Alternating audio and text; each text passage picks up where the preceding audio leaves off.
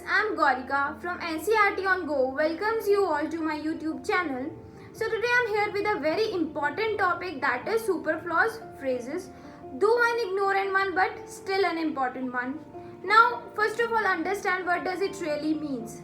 Sometimes in a sentence we use some extra words just to stress upon what we are actually trying to say, ended up creating superfluous phrases.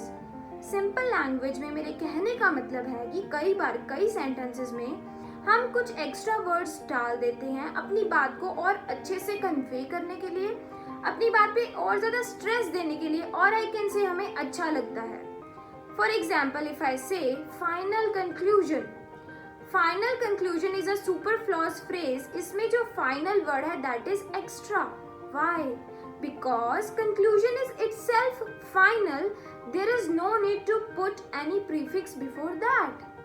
I hope guys you understood what I mean to say, and moreover unnecessarily adding extra words just to try to put it into a sense what I really want to say doesn't really help anyone. It is somehow acceptable if I talk about conversing or conversation with someone, but as far as writing is concerned, it is really not acceptable. It means when you are writing a paragraph or something, you can't use superfluous phrases, but a bit it is ignorant in case of when you are conversing with someone. So today I am gonna provide you a set of superfluous phrases. I hope students आप future में ये गलती नहीं करेंगे, आप इन words को इकट्ठे नहीं यूज करेंगे. So starting with my very first one, I have already explained you this one. Final outcome. I told you already outcome means result. Because outcome is already final. किसी चीज का result end में ही आता है या starting में आ जाता है कोई result. आपको end में ही आपने कोई action किया, end में पता चलता है ना कि क्या result है. So outcome is itself final. There is no need to put a final before that. It is extra. An outcome is a result and is therefore intrinsically final. Okay, I hope students आपको समझ में आ गया है. Second is new beginning or first begin. Beginning is itself new. Beginning हमेशा नई ही होती है, शुरुआत हमेशा पहले से ही होती है. तो begin के साथ first लगाने की, पहले मतलब लगाने की, या beginning के साथ new लगाने की आपको कोई ज़रूरत नहीं है. अब beginning is when something first occurs. आप लोगों को पता है बिगिनिंग कब होती है? जब कुछ नई शुरुआत होती है, जब कुछ पहली बार होता है. So first and new are superfluous terms in these cases. I hope students आपको समझ में आ रहा है. Third is suddenly come across. यहाँ पर स्टूडेंट्स सबसे ज्यादा गलती करते हैं. कम अक्रॉस का मतलब होता है अचानक किसी से टकरा जाना. I came across my friend yesterday, right? यहाँ पे मैं अचानक उससे टकरा गई, right? तो come across का मतलब खुद से ही अचानक मिलना होता है. उससे पहले आपको एक एक्स्ट्रा वर्ड सडनली लगाने की जरूरत नहीं है, बिकॉज उसके मीनिंग में खुद से सडनली है. आई होप स्टूडेंट्स आपको समझ में आ रहा है मेरा क्या कहने का मतलब है, मेरा क्या बेसिक एम था इन वर्ड्स को लेके आने का. आई होप आपको वो मीनिंग कन्वे हो रहा है मेरी तरफ से. Next is, this is also very important. बहुत ज्यादा गलती करते हैं बच्चे यहाँ पर. Enter in. जहाँ पे भी कोई सेंटेंस यूज करना होगा, can I enter in your house, यहाँ पर वो एंटर के साथ इन लगा देते हैं. No, that's totally wrong. Enter का खुद से मतलब अंदर प्रवेश करना ही होता है, उसके साथ एक एक्स्ट्रा इन लगाने की जरूरत नहीं है. Right? To enter is to go in, so don't use an extra in. Okay, but इसका एक एक्सेप्शन होता है. If you are entering into any agreement, discussion और a relationship, you have to use into with enter. This is a particular exception of enter, because in particular 3 situations में हम किसी के busy होने की, किसी के involve होने की, या किसी टाइप की एंगेजमेंट रिंग सेरेमनी वाली एंगेजमेंट की बात नहीं करी मैं, बिजी होने की बात कर रही हूँ. वो सेंस डेवलप करते हैं। दैट्स वाई यहाँ पर हमें एंटर के साथ इन लगाना नेसेसरी होता है, राइट। इफ आई से I have not entered into any financial agreements with them, यहाँ पे मेरे मतलब है कि मैं अब तक किसी भी फाइनेंशियल एग्रीमेंट में उनके साथ नहीं आया हूँ, तो यहाँ पे आपको एंटर्ड इनटू लगाना है। Second is take some time before entering into this relationship, इस रिलेशनशिप में आने से पहले कुछ टाइम लो। इट मीन्स यहाँ पे हम कौन सी सेंस शो कर रहे हैं, किसी के इन्वॉल्व होने की, किसी के एंगेजमेंट की, राइट। सो यहाँ पे आप एंटर के साथ इनटू यूज करोगे, बट जहाँ पे एंटर प्रवेश करना, किसी चीज में एंटर करना, वैसा सेंस देता है, you will not use in with enter. Next is end result, same as the first one. Result is itself final, itself end, so there is no need to put any end before that. A result is something that occurs at the end. आपको पता है exams देते हो, result हमेशा and में ही आता है, तो एंड रिजल्ट लगाने की जरूरत नहीं है, because result itself comes at the end. So omit end as a modifier of result. Guys, अगर सेशन इंटरेस्टिंग लग रहा हो, अगर आपको कुछ एक्स्ट्रा नॉलेज मिल रही हो, तो प्लीज लाइक कर दीजिएगा session and do share it with your friends, ताकि उन्हें भी जो ये एक्स्ट्रा नॉलेज है वो मिल सके। Next one is foreign imports, very important. मैंने बहुत सारे अपने फ्रेंड्स को, स्टूडेंट्स को इंपोर्ट्स के साथ फॉरेन लगाते हुए देखा है। अब समझिए, imports are the products which are produced in a foreign country. You know we always import from foreign countries. Import products are those which are automatically produced in a foreign country, so their foreign nature is implicit. Import products वही हैं जो foreign country में बने हैं, उसके साथ foreign लगाने की क्या जरूरत है, foreign ही तो उनका nature है ना। तो imports के साथ आप कभी भी foreign word use नहीं करेंगे। Especially कई बार हम जब बात करते हैं, conversation करते हैं, तब ये words हम इकट्ठे बोल जाते हैं, हमें अच्छा लगता है फाइनल कंक्लूजन बोलना, फॉरेन इंपोर्ट्स बोलना, but grammatically this is not correct. आप जब कोई ऐसे या लेटर या कुछ भी आर्टिकल लिखेंगे, आप ये गलती बिल्कुल भी नहीं करेंगे। Next is free gift, very important. आपने बहुत सारी एड्स में भी सुना होगा, buy 2 pair of shoes and you will get a free gift. Gift हमेशा फ्री ही होती है। जिस चीज के लिए आपने पैसे दे दिए, वो गिफ्ट कहाँ से हुई? बर्थडे पे जो गिफ्ट मिलती है, आप उसके लिए पैसे देते हो? नहीं देते ना। तो gift is itself free, there is no need to put free before that. A gift is free by nature, so free is a extraneous word, right. Return back, this is again very important. मैंने बहुत सारे students को return के साथ back लगाते हुए देखा है। रिटर्न इटसेल्फ मीन्स वापस आ। रिटर्न का मतलब क्या होता है? I will return from Delhi, मैं दिल्ली से वापस आऊंगा। रिटर्न का खुद का मतलब वापस आना होता है, उसके साथ एक बैक क्यों, वापस दोबारा क्यों लगाते हो? Understand one more thing, if you are writing turn, you have to use back with that. It means turn back on one hand and return on another hand. Don't use back with return, right? I hope students आपको सारे words clear हो रहे हैं साथ साथ। Guys, here is your next word, that is unexpected surprise. Surprise can never be revealed before, it is always unexpected. जब भी हम किसी को कोई सरप्राइज देते हैं, like हमने किसी का बर्थडे सेलिब्रेशन प्लान किया, वो क्या आप पहले बता देते हो उसको? नहीं, वो उसके लिए अनएक्सपेक्टेड ही होता है। It means surprise itself is unexpected, there is no need to put unexpected before that. Example, if I say her arrival was an unexpected surprise for me, this is wrong. Her arrival was surprise for me, this is right. Next is repeat again. Repeat का मतलब क्या है? दोबारा, right? To repeat is to do it again. Repeat का itself मतलब होता है कोई चीज दोबारा करना, तो उसके बाद अगेन लगाने की जरूरत क्या है? Suppose if I say, ma'am, can you repeat this again? This is wrong. You will say as, ma'am, can you please repeat? because repeat itself means to do it again, right? Next is revert back.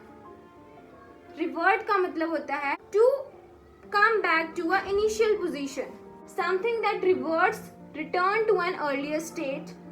Back is a superfluous here. जो चीज खुद से अपनी back position पे चली गई, वहां पे बैक दोबारा लगाने की क्या जरूरत है? सपोज आप किसी को कोई काम कहते हो, आप उसे कहते हो मुझे जल्दी से जल्दी रिवर्ट करना, revert me back as soon as possible. This is wrong.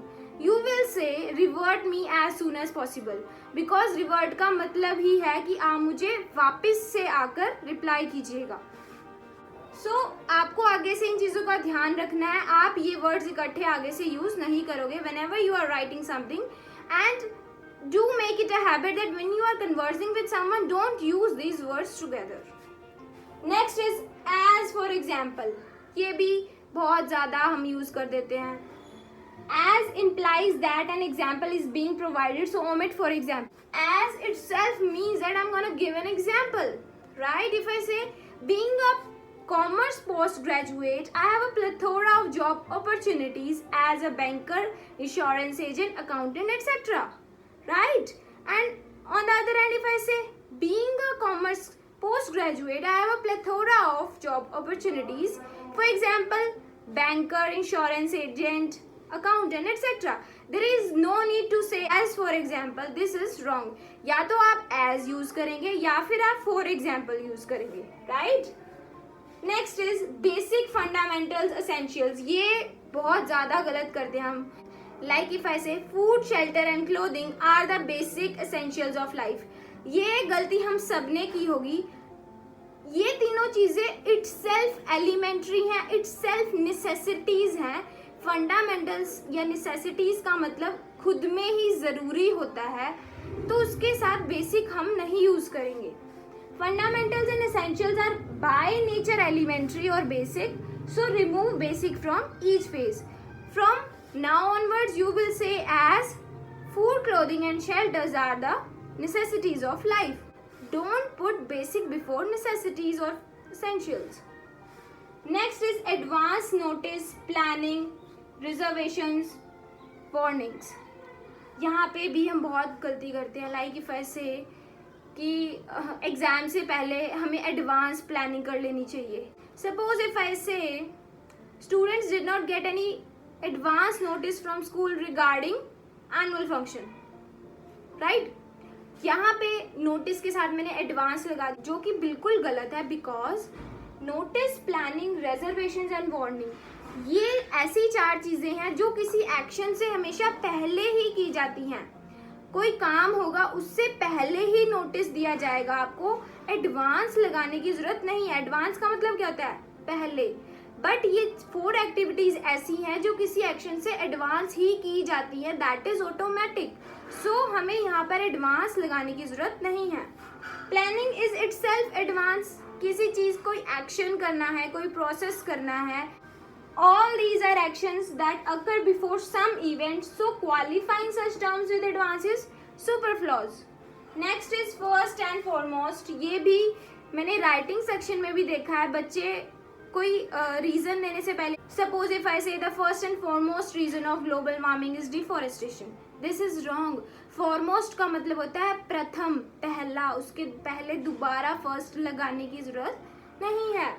Foremost itself refers to first position. Guys, अगर सेशन पसंद आ रहा हो तो प्लीज लाइक कीजिएगा. Rest of the superfluous phrases I have mentioned here in incorrect as well as correct form. The very first is mutual agreement. Mutual का मतलब क्या होता है? आपसी सहमति से. और agreement हमेशा आपसी सहमति से ही होता है. Is it possible for a company or a person to enter into an agreement without mutual consent? No, it's not possible. So agreement is itself mutual. There is no need to put a prefix mutual before that. So mutual agreement is incorrect and agreement is correct. So guys, our next word is equally as good as. Equal का मतलब क्या होता है? बराबर. As का मतलब क्या होता है? वैसा ही. जब दोनों का मतलब सेम है, बराबर या वैसा ही, सो दोनों को इकट्ठे यूज करने की जरूरत नहीं है. This is wrong. as good as is right. If I say she is as good as Deepika Padukone in acting, right? This is correct. But if I say she is equally as good as Deepika Padukone in acting, this is wrong. Next word is lecturership. You have seen so many people using this word, but this is incorrect. Actual word is lectureship. Lecturership कोई word नहीं होता. Next is most common. He is my cousin brother. She is my cousin sister. Cousin के साथ कभी भी brother और sister नहीं लगता. When you are talking about your siblings, then you will use brother and sister, that he is my brother, she is my sister. But with cousins, you will never use brother and sister, right? Cousin means cousin. No need to put brother or sister. Next is new innovations. Innovation is itself new. Innovation का मतलब होता है खुद में कुछ नया develop हुआ. So innovation is itself new. There is no need to put a new before that. New innovations is wrong. Innovations is right. Guys, next word is kindly requested. Right? This is wrong.